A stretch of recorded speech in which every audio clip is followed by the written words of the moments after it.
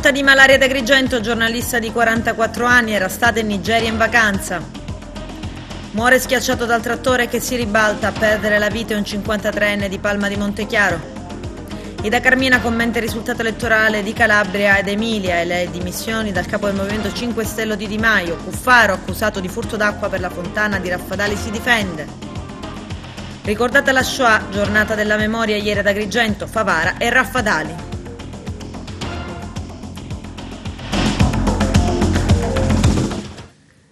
Bentrovati gentili telespettatori al nostro appuntamento con l'informazione. Morta agrigentina, giornalista ed insegnante di malaria, aveva 48 anni, è morta dopo una vacanza in Nigeria. Il servizio. Il mondo del giornalismo è in lutto. È morta la collega ed insegnante Loredana Guida, 44 anni, figlia di un altro compianto collega, Leonardo Guida. È morta di malaria dopo essere stata in Nigeria in vacanza. Dopo qualche giorno dal rientro da Agrigento è iniziato a star male, inappetenza e febbre alta. Per precauzione si è presentata al pronto soccorso, sarebbe rimasta fra sala d'attesa e corridoio con 39 di febbre per circa 9 ore. E poi ormai stanca, arrabbiata e confusa ha firmato le dimissioni ed è andata via. Aveva detto di essere stata in Africa, lo aveva detto perché temeva che quello che aveva non fosse un semplice, ordinario stato influenzale. Proprio quel dettaglio avrebbe dovuto far suonare un campanello d'allarme. È tornata a casa e per altri 5 giorni ha continuato a cercare aiuto consultando qualche medico. Poi mentre era a casa ha perso coscienza e in ambulanza è stata portata al pronto soccorso dell'ospedale San Giovanni di Dio. Per una settimana in rianimazione fra la vita e la morte, almeno fino a stanotte quando il suo cuore ha smesso di battere. Condoglianze da Televideo Agrigento alla famiglia. Non c'è stato nulla da fare nonostante il tempestivo intervento dell'elisoccorso del 118 per Rosario Lovasco, 53 anni, di Palma di Montechiaro. L'uomo ieri era alla guida del suo trattore, stava arando il suo appezzamento di terreno in contrada Falcone a Palma di Montechiaro quando il mezzo pesante si è ribaltato. Subito è stato lanciato l'allarme e sul posto si sono precipitati i carabinieri della stazione cittadina e l'elicottero del 118. L'elisoccorso ha caricato il ferito e ha tentato il disperato tentativo di condurlo all'ospedale Sant'Elia di Caltanissetta. Non c'era però nulla da fare, il bracciante agricolo era infatti già deceduto. A Cattolica Eraclea, in provincia di Agrigento, è morto il presunto capomafia del paese, Domenico Terrasi, 77 anni. La questura di Agrigento ha vietato i funerali pubblici in chiesa e il corteo funebre. La diocesi ha quindi annullato le esequie. La salma è stata benedetta e condotta al cimitero. I carabinieri hanno vigilato affinché fossero rispettate le prescrizioni imposte. Terrasi è stato in libertà dal febbraio del 2018 dopo aver scontato la seconda condanna per associazione mafiosa a 12 anni e 18 mesi di reclusione che gli è stata inflitta nell'ambito dell'inchiesta cosiddetta Minoa. È arrivato anche in America l'eco della notizia del no alla privatizzazione della Scala dei Turchi, detto a chiare lettere dal Consiglio Comunale di Realmonte, che ha approvato sabato notte un atto di indirizzo che impegna il sindaco Lillo Zicari a proseguire sul versante giudiziario la battaglia per l'esproprio della particella catastale intestata ad un privato, un ex funzionario della Camera di Commercio in pensione, che ne rivendica la proprietà. E l'occasione è stata data dalle dichiarazioni rilasciate a New York, dove si trova in visita ufficiale, dal presidente della regione siciliana Nello Musumeci. L'obiettivo del governo regionale non cambia, ha detto il governatore. La Scala dei Turchi diventerà bene culturale di interesse naturalistico. Lo scorso 7 gennaio a Palazzo d'Orleans, dopo un confronto con i rappresentanti locali e tecnici, prosegue Musumeci, abbiamo delineato un percorso virtuoso che avrà come approdo finale l'apposizione del vincolo sulla spiaggia di Realmonte e l'adozione di tutte le iniziative utili a salvaguardare la scogliera di Marna Bianca. Il nostro intendimento non è cambiato di una virgola rispetto a quanto già stabilito. Sulla vicenda interviene anche l'assessore al territorio e ambiente Totò Cordaro. Dopo il vertice delle scorse settimane con il presidente Musumeci ne sarà convocato un altro per accelerare sul percorso già stabilito. Per il sindaco di Realmonte, Lillo Zicari, c'è poco da gioire, la questione rimane irrisolta. La decisione del Consiglio Comunale di Realmonte, che boccia la transazione per la Scala dei Turchi e rinvia tutto al giudizio in tribunale, sostiene il sindaco, è a mio parere condivisibile improponibile ed era l'unica strada perseguibile dato lo stato dell'arte e il sentire comune. Ma se le associazioni ambientaliste gioiscono, un deputato regionale gioisce, personaggi vari gioiscono, a non gioire potrebbero essere i cittadini del comune di Realmonte, che si troveranno a fronteggiare una questione che rimane irrisolta con pochi mezzi e in assenza di risorse economiche. A non gioire potrebbe essere il prossimo sindaco che tra la fine di maggio e i primi di giugno, immediatamente dopo le elezioni comunali e il suo insediamento, a meno di miracoli, si troverà ad occuparsi della questione Scala dei Turchi, con problematiche legate alla salvaguardia del sito, della meravigliosa falesia che il mondo ci invidia, per la quale riceviamo continui rimproveri, spesso fondati, per la mancata valorizzazione e tutela. Zicari si riferisce al fatto che nella prossima primavera i cittadini di Realmonte saranno chiamati ad eleggere il nuovo sindaco, ma non fa intendere se è sua intenzione o meno ricandidarsi. In ogni caso, dice,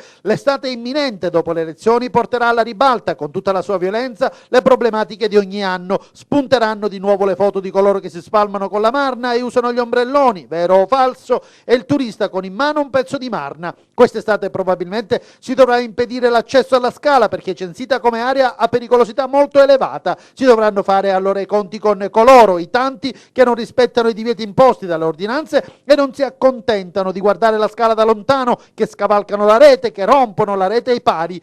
I pochi operai e vigili urbani di questo comune saranno allora costretti, dice ancora Zicari, a intervenire sacrificando altre emergenze e necessità del territorio. La questione rimane irrisolta e gran parte delle incombenze sono e saranno sulle spalle dei cittadini di questo comune, conclude Zicari, già da tempo abituati a subire i danni derivanti da altre realtà economiche e produttive senza alcun ritorno per la comunità. Dopo le dimissioni da capo del Movimento 5 Stelle, Luigi Di Maio resta ministro degli esteri nel governo giallorosso. Di Maio se n'è liberato perché ormai la sentiva evidentemente come un cappio politico intorno al collo, stretto dagli ultimi risultati elettorali di Calabria ed Emilia-Romagna. Il commento politico del sindaco pentastellato di Porto Empedocle, Ida Carmina, nel servizio di Eugenio Cairone. La sorpresa a 5 Stelle. È questo il vero dato elettorale. Dal risultato delle regionali in Emilia e Calabria, infatti, il movimento ha rischiato di scomparire. Ora, preso atto della sconfitta, si torna a programmare. Abbiamo già avviato il lavoro di organizzazione che ci consentirà un maggiore coordinamento e ci permetterà di essere più presenti sui territori, ha scritto su Facebook uno dei coordinatori, Vito Crimi. So che siamo in grado di farlo a una condizione, quella di restare uniti, di non lasciarsi irretire da facili sirene, di ricordare sempre quali sono gli obiettivi e le motivazioni che ci hanno portati nelle istituzioni e alla guida del Paese. Il consenso guadagnato con il sudore richiede tempo, aggiunge Vito Crimi. In 10 anni, c'è da dire, i pentastellati si sono moltiplicati. Poi qualcosa è successa ed è storia recente che chiama in causa colui che ha da un lato abbandonato e dall'altro mantenuta stretta la carica di ministro. Luigi Di Maio lo abbiamo visto lo scorso mese di novembre a Porto Empedocle, comune guidato da un sindaco pentastellato, quando Di Maio era ancora la guida del movimento. Secondo lei ha fatto bene Di Maio a lasciare la guida dei grillini? È una domanda difficile a cui dare risposta. Si è ritenuto di doverlo fare, sicuramente ha fatto bene, certamente era un peso enorme per una persona sola e anche con un incarico quale quello da Ministro degli Esteri che lo portava molto spesso fuori dall'Italia, per cui gestire il movimento, che comunque è la maggiore forza parlamentare in Italia in questo momento, era davvero sicuramente complicato. Ci sono delle critiche, più che altro delle ironie. Non ha lasciato la poltrona perché lasciare la poltrona... Ma io non chiamerei poltrona una responsabilità di governo, semmai c'è da chiedersi se sia facile o possibile che chi abbia incarichi governativi possa anche svolgere ruoli interni all'interno appunto di un movimento così grande che in teoria, o quantomeno la prima forza politica parlamentare di questo Paese. Ora certamente ci saranno gli stati generali, ha convocato gli stati generali, si terranno a metà marzo, in cui tutto il movimento esprimerà le sue opinioni e si darà un'organizzazione più adeguata, perché un movimento senza alcun tesseramento, cioè con la massima libertà, è sicuramente una grande novità nel panorama italiano, veramente una forza di cambiamento, però vista appunto questa crescita esponenziale in così breve tempo, perché in 10 anni dalla nascita siamo già al governo dell'Italia, richiede un approfondimento sulla necessità di darsi una struttura. Il sindaco di Raffadali, Silvio Cuffaro, interviene in replica. Girgenti Acque, i cui tecnici hanno rilevato un presunto furto d'acqua. La fontana pubblica in piazza Progresso sarebbe allacciata abusivamente alla rete idrica. Arturo Cantella.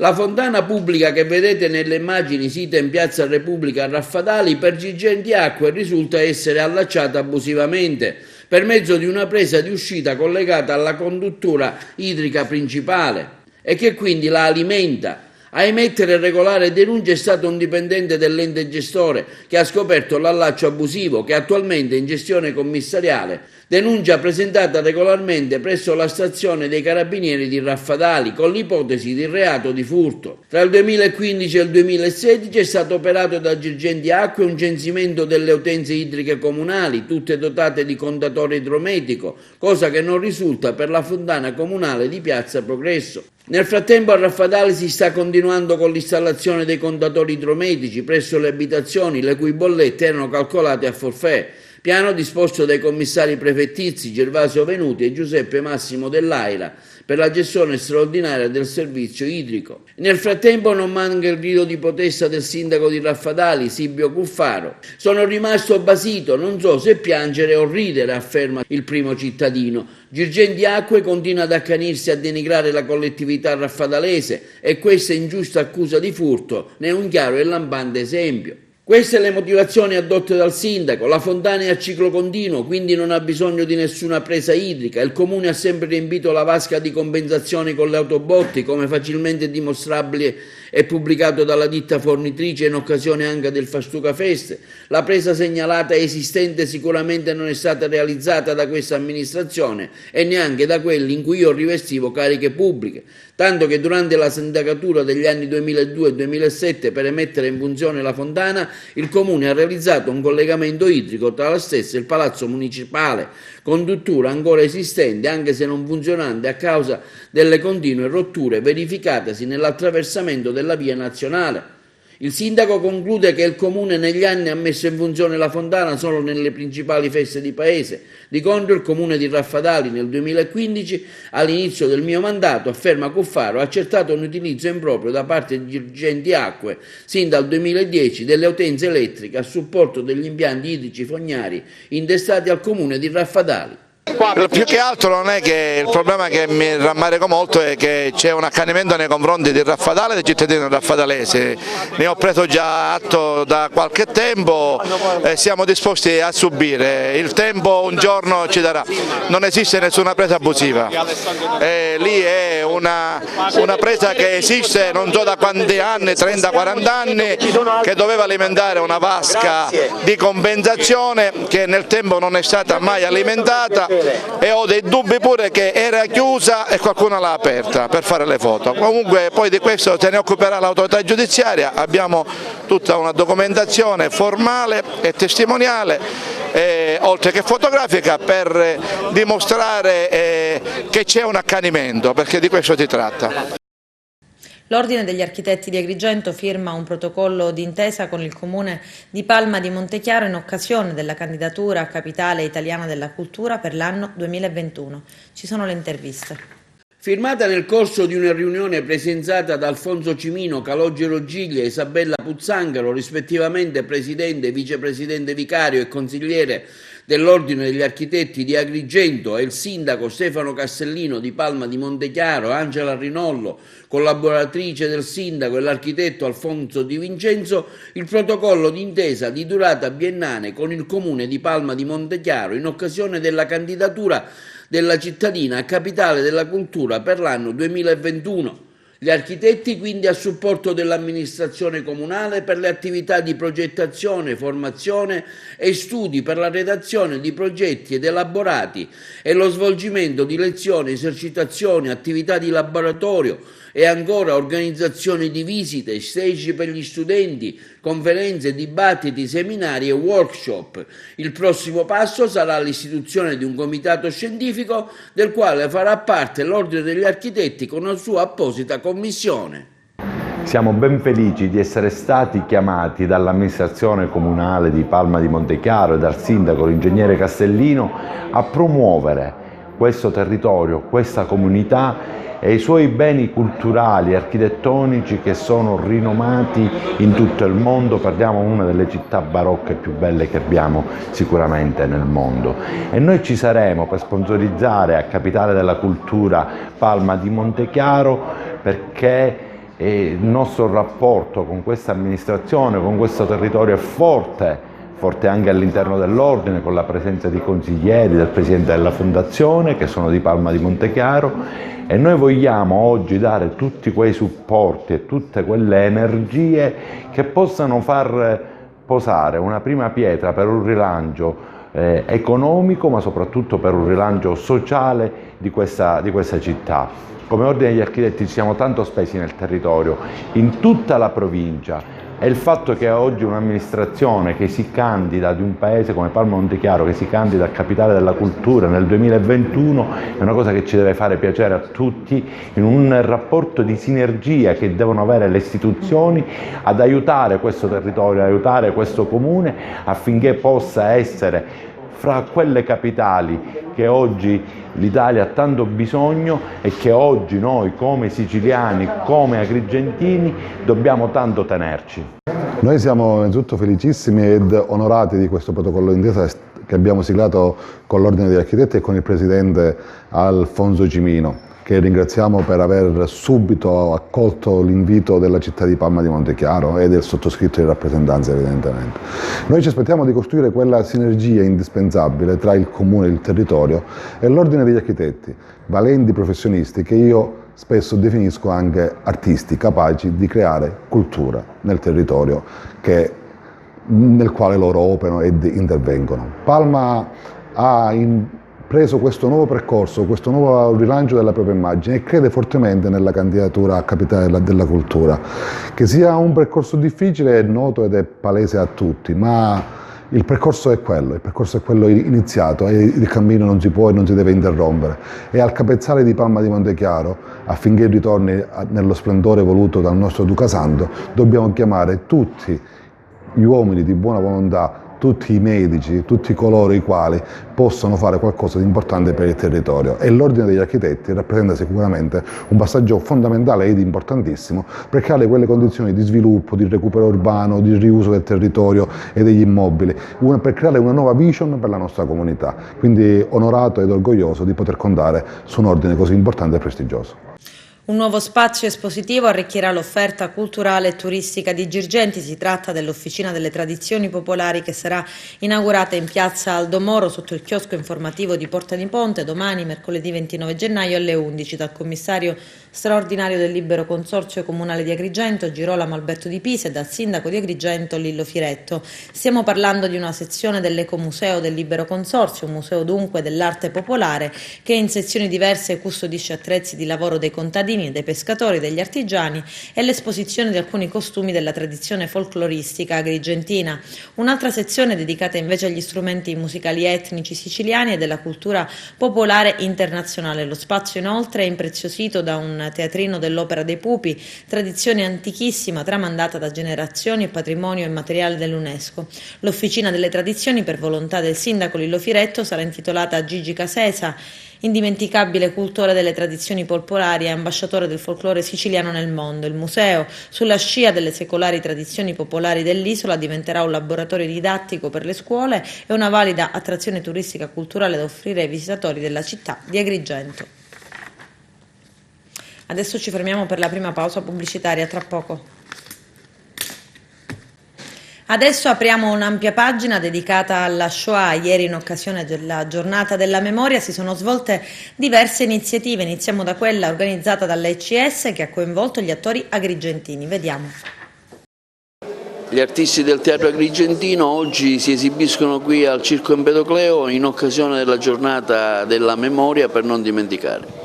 Abbiamo voluto fare questa iniziativa come avevamo fatto anche per la lotta contro la violenza sulle donne, proprio per non dimenticare. È una serata in cui abbiamo voluto fare sentire la voce di tutti gli artisti agrigentini che ci hanno dato subito con molta sensibilità la disponibilità a essere con noi, a fare sentire la voce di chi è stato all'interno dei campi di concentramento e quindi fare qualche cosa che possa ricordare quello che è stato per non ripetere gli errori del passato.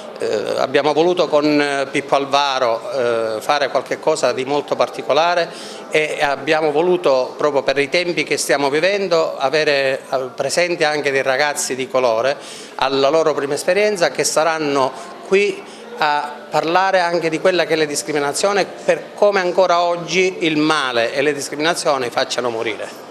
Pippo Alvaro, come si articolerà l'iniziativa e come mai questa iniziativa? Allora, il come mai, intanto buonasera, il come mai è semplice. Tutto il mondo oggi ricorda una tragica pagina di storia, per cui anche noi abbiamo voluto, così come diceva Angelo poco fa, ricordare questa pagina, facendo delle letture, facendo riflettere chi sarà presente su quello che è stato, ovviamente per evitare che si possa ripetere da qui all'infinito. Buraima, quale sarà il tuo ruolo all'interno di questa iniziativa? Veramente sono contento oggi di esserci con loro per questa manifestazione e devo leggere due frasi che mi hanno fidato di leggerla. Oggi è il giorno della memoria. Ma a che serve la memoria? Perché la memoria del male non riesce a cambiare l'umanità e questo è quello che devo dire davanti ai pubblici. Sì, vorrei dire un poco, ma il discorso è perché noi non dobbiamo dimenticare il passato, perché dimenticando il passato non possiamo mai arrivare nel futuro, quindi tutti insieme lo dobbiamo mettere insieme a vedere il futuro. Non c'è nessuna differenza tra di noi, bianco e nero è soltanto un colore. La ECS è sempre presente anche in momenti come oggi dove si ricorda la Shoah, la Giornata della Memoria, con una iniziativa che vede riuniti tutti gli artisti agrigentini in una manifestazione teatrale. Sicuramente la ECS è protagonista in queste occasioni, specialmente quando le tematiche sono importanti per la storia dell'umanità e proprio importanti affinché le nuove generazioni non commettano gli errori di chi ci ha preceduto.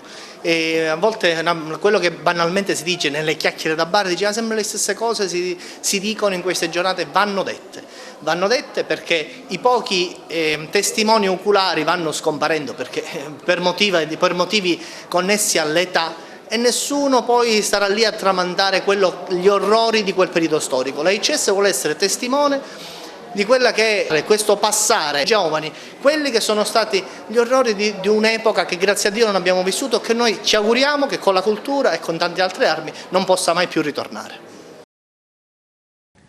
Ed anche le scuole di Favara e Lampi hanno organizzato dei momenti di riflessione dal titolo No all'odio e all'indifferenza in occasione della Giornata della Memoria. Il nostro direttore Arturo Cantella. No all'odio e all'indifferenza, da una citazione di Liliana Segre. È stato questo il tema della Giornata della Memoria che si è svolta ieri presso il Teatro San Francesco a Favara, giunto alla sua quarta edizione e organizzata dall'Istituto Studi e Ricerca Calogero Marrone e dall'Ampi di Favara, che ha visto il coinvolgimento delle scuole favaresi. Vogliamo ricordare il giorno della memoria perché è importante che le nuove generazioni soprattutto conoscano questa parte della storia del Novecento che è stata sicuramente una delle più brutte pagine, piena di odio, di rancori, di stermini, di uccisioni. Non c'era da parte di chi all'epoca il fascismo e il nazismo governavano l'Italia e la Germania, ma l'intera Europa poi era afflitta da questo grande malanno. Allora da alcuni anni con l'ANPI abbiamo detto dobbiamo fare qualcosa perché le nuove generazioni conoscano gli orrori della guerra, perché non abbiano più a ripetersi, e quest'anno abbiamo voluto ricordare come figura cardine di questo impegno una persona, una donna che si è battuta negli ultimi 30 anni per riportare la sua esperienza di vita vissuta all'interno del campo di concentramento di Auschwitz. Parliamo di Liliana Segre, le sue parole no all'odio e no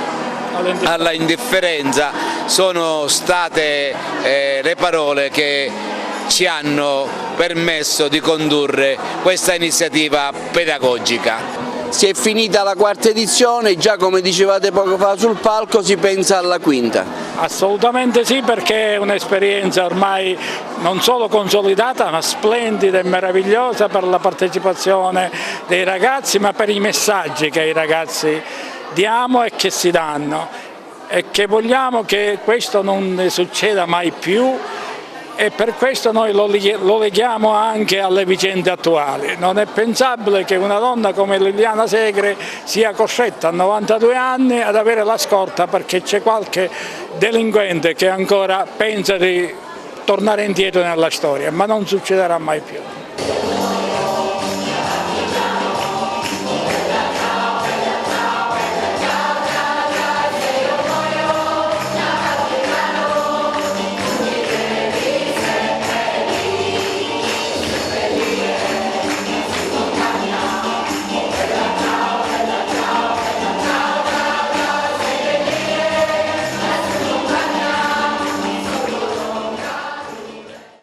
Ci spostiamo a Raffadali nell'aula consiliare, altro momento tematico sulla Shoah con i giovani. Vediamo.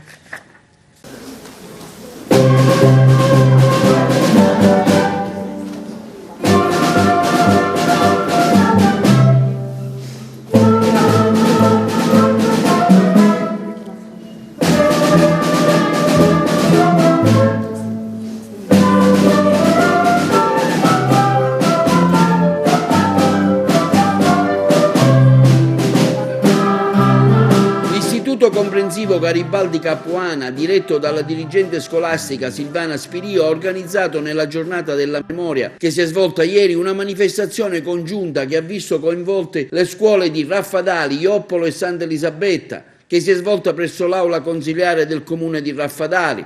Tra gli interventi quelli dei vari sindaci e di Silvana Spirio, dirigente scolastica dell'istituto, intervallati sia dall'esibizione dell'orchestra dell'istituto Galileo. Ha concluso l'evento il coro dei garibaldini dell'istituto comprensivo Garibaldi Capuana, diretto magistralmente dal maestro Dino Alonge.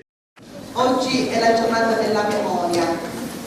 Noi oggi vogliamo onorare, non celebrare, non ricordare, ma onorare la Shoah e l'Olocausto, due termini che sono purtroppo tristemente entrati nel vocabolario universale per una pagina troppo triste, troppo drammatica della storia dell'umanità.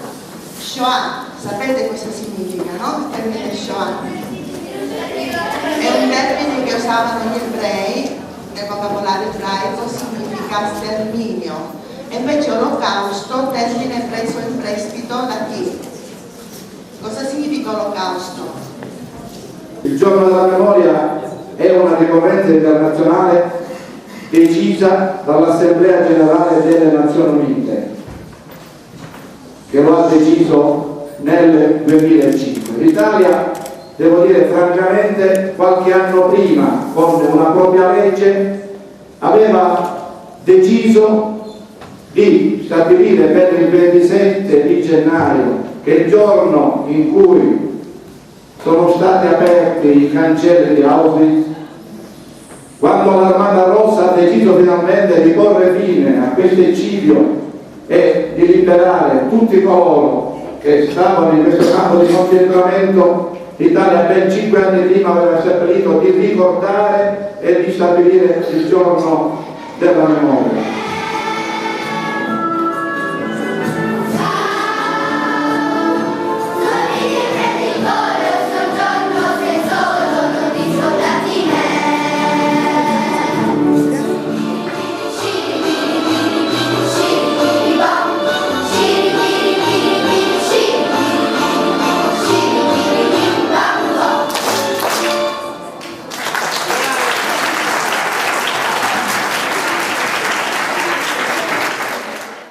Adesso c'è la seconda ed ultima pausa pubblicitaria, tra poco.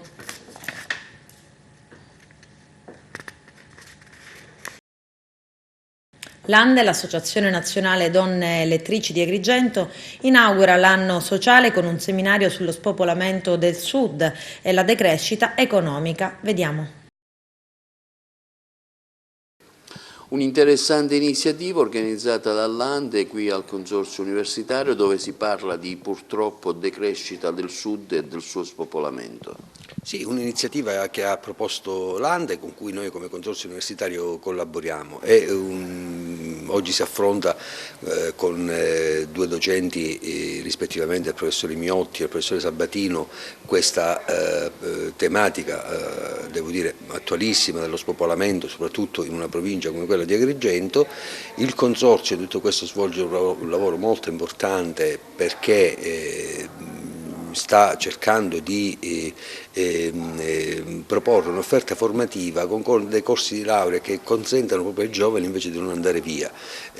Quindi diciamo, stiamo puntando molto su scelte diverse rispetto a quelle del passato per cercare di attivare dei percorsi, diciamo, formativi per i giovani che gli consentano poi di rimanere nel nostro territorio. Si tratta di mettere in campo una serie di... Non è semplice contrastarlo perché è un processo che viene da lontano e che durerà nel tempo, però comunque è doveroso contrastarlo, è doveroso porre rimedi, in qualche modo in azioni che favoriscano in qualche modo l'attenuazione del fenomeno, quindi politiche per la famiglia, politiche che favoriscano quindi l'inserimento nel mondo del lavoro delle donne e investimenti. Bisogna favorire gli investimenti nel mezzogiorno rispettando quelle famose regole, come dicevamo, del 34%, ma anche politiche che favoriscano lo sviluppo del Mezzogiorno attraverso una logica di, diciamo così, di politica di sviluppo che negli ultimi 30 anni è mancata. Sono state abbandonate tutte le politiche verso il sud. Sono state abbandonate le politiche verso il sud e sono state in qualche modo favorite le politiche, diciamo, di in qualche modo trasferimento delle risorse laddove c'è mercato. Quindi non c'è stata una politica di integrazione territoriale e quindi di una politica nazionale, di coesione nazionale, ma una politica di una logica di mercato nella più tradizionale, come dire, scuola liberista. Ma io penso che innanzitutto bisogna cominciare o ricominciare a parlare del Sud, perché da 20 anni a questa parte non c'è più una politica per il Mezzogiorno. Qualunque sia stata la vocazione, il colore politico dei governi che si sono succeduti, non c'è stata una vera scommessa sul Sud e non si può pensare di abbandonare il 35-40% del paese dimenticandolo, pensando che il futuro dell'Italia si appartenga solo a una parte, pur se maggioritaria. Quindi bisogna innanzitutto ricominciare a parlare del Sud, ricominciare a pensare a delle politiche per il Sud. Gli strumenti sono diversi, abbiamo avuto esperienze purtroppo infelici, ma anche esperienze positive, quindi io direi che queste occasioni servono per ricominciare a pensare a una politica per il Sud. Poi le strategie sono molteplici, sicuramente bisognerà coinvolgere i contesti territoriali, bisognerà fare politiche di contesto, bisognerà cominciare a pensare a nuovi investimenti. Questo è un territorio che ha bisogno di infrastrutture, ha bisogno di quindi un ruolo dello Stato che sia non come quello della Cassa per il Mezzogiorno, ma nuovo, innovativo, ma ha bisogno anche di territori che sappiano di ritornare a essere protagonisti dello sviluppo. Quindi ha bisogno di interventi dall'alto e interventi dal basso. C'è molto da fare. I fondi europei non bastano? Ma nella maniera più assoluta. I fondi europei addirittura avevano un principio della addizionalità. che lo Stato italiano e le regioni hanno dimenticato volutamente perché privi di risorse, e facendo però perdere quel valore aggiunto che hanno i fondi europei. I fondi europei sono a supporto di politiche, non la soluzione. A Ravanusa, nei locali della biblioteca comunale, incontro con l'autore Marco Follini. La democrazia cristiana, il racconto di un partito, è il titolo del libro dell'onorevole Marco Follini, ex segretario nazionale dell'UDC, è stato presentato nei nuovi locali della Biblioteca Comunale di Ravanusa, un'iniziativa del sindaco Carmelo D'Angelo che, seppur molto giovane, è cresciuto a pane e democrazia cristiana, essendo figlio di un convinto sostenitore della DC, Nino D'Angelo, e accanito seguace di Calogero Lillo Mannino. E alla presentazione del libro di Follini c'era anche lui, l'onorevole Mannino, esponente di spicco della DC siciliana, che ha dovuto resistere a 10 processi, ultimo quello sulla presunta trattativa Stato Cosa Nostra, incassando ben 12 assoluzioni, compresi 2 non luogo a procedere. Ma stasera siamo qua non per fare un'esercitazione di nostalgia. Utilizzando il libro bellissimo che ha scritto Marco Follini, apriamo una riflessione su quella che è stata la nostra storia, perché possa servire per il presente e il futuro. Questa storia non si ripeterà perché ogni tempo della storia è diverso, però tenere conto di quelli che sono stati quegli anni, dei problemi che sono stati affrontati, delle scelte di fondo, dell'architettura che è stata data alla politica italiana e allo Stato italiano, perché bisogna mettere sempre questi due valori o questi due livelli in riferimento. Credo che sia indispensabile oggi, in un tempo in cui molte cose mi sembrano esposte al rischio del vento tempestoso. Lei ha avuto la fortuna, che il buon Dio l'ha tenuta in vita per vedere conclusi i processi. Oggi, a distanza di tutti questi anni, naturalmente le persone che le sono state vicine e anche a chi magari ha gridato un Mannino mafioso, lei cosa si sente di dire? Ma che sbagliavano. Lo dimostra il fatto che con l'aiuto del Signore io ho resistito, ci sono 12 assoluzioni. Quelli invece che non hanno avuto questa fortuna di poter vedere, perché magari non ci sono più, di avere anche una giustizia terrena, che abbia potuto con celerità giudicare quelli che erano stati i propri atti, lei cosa si sente di dire? Somma ingiustizia della giustizia umana. Follini nel suo libro racconta la storia di mezzo secolo di vita politica in Italia, un partito, quello della DC, che ha tenuto la destra e la sinistra lontani dal potere in anni nei quali la destra e la sinistra erano un pericolo per la democrazia. È la storia di mezzo secolo di vita politica e civile del nostro Paese, non la possiamo dimenticare, non dobbiamo illuderci che le cose siano al punto di prima, ma non possiamo archiviare quella che è stata una grande storia di popolo e di democrazia. Ecco, un grande partito che affonda le radici proprio nel cristianesimo, un partito che ha fatto accordi con la destra e con la sinistra nel bene comune. Un partito che ha tenuto la destra e la sinistra lontane dal potere in anni nei quali la destra e la sinistra erano un pericolo per la democrazia.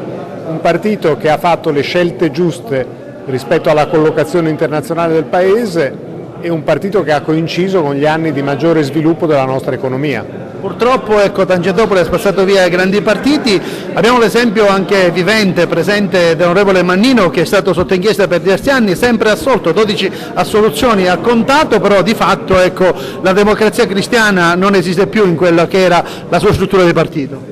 L'onorevole Mannino è uno straordinario dirigente politico e una persona molto per bene, e sono felice di dirlo a voce alta e sono felice che oggi questa considerazione la facciano i giudici e la facciano gli italiani. Ecco, rispetto invece alla figura di Craxi, che oggi viene ricordato come un grande statista, però ha dovuto vivere gli ultimi anni della sua vita in esilio, qual è un po' il pensiero e anche quello che lei ricorda un po' dei rapporti che la democrazia cristiana ha avuto con il Partito Socialista? Craxi io non l'ho conosciuto di persona, trovo che ci sia stato un eccesso di conflittualità tra democristiani e socialisti in quegli anni e forse questa conflittualità ha concorso anche alle difficoltà in cui si è trovata la Prima Repubblica nei suoi ultimi anni, ma appunto siamo qui per discutere anche di questo. Adesso il calcio, promozione prima e seconda categoria nel servizio di Carmelo Lentini.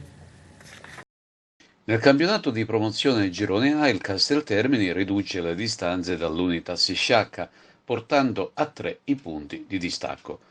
Questo grazie alla netta vittoria di domenica scorsa per 4-1 proprio con la compagine termale.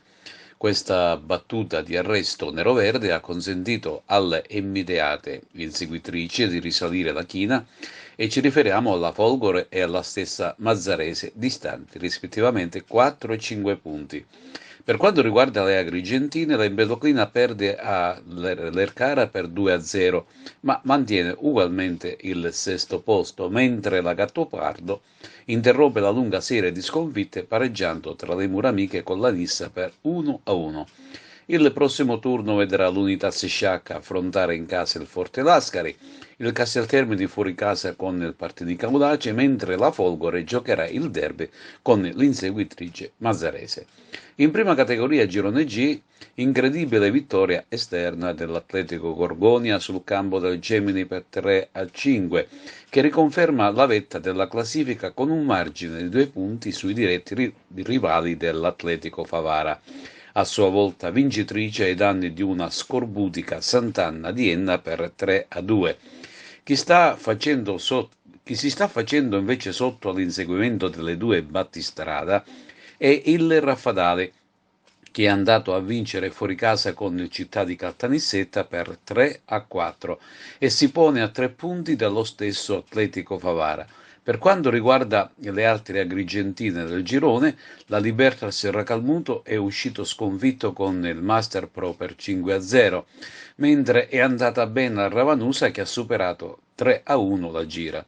Infine, in seconda categoria Girone E, la Sommatinese supera l'Atletico Montallegro con il più classico dei risultati e si conferma leader della classifica generale in compagnia del Don Bosco Mussomeli, che è andata a vincere a Delia contro la Nova Petliana. In terza posizione sale da solo il Gela, che esce indenne dal campo dell'Araclea Minoa. 2-2 il risultato finale, mentre in quarta posizione tengono bene sia l'Atletico Montallegro che l'Alessandria della Rocca, quest'ultimo vincente con il Vallelunga. Si risveglia il Muxar, che guadagna 3 punti importanti con l'Atletico Licata. Con questo è tutto, termina qui l'edizione del telegiornale. Grazie per la gentile attenzione e per essere stati con noi. A presto.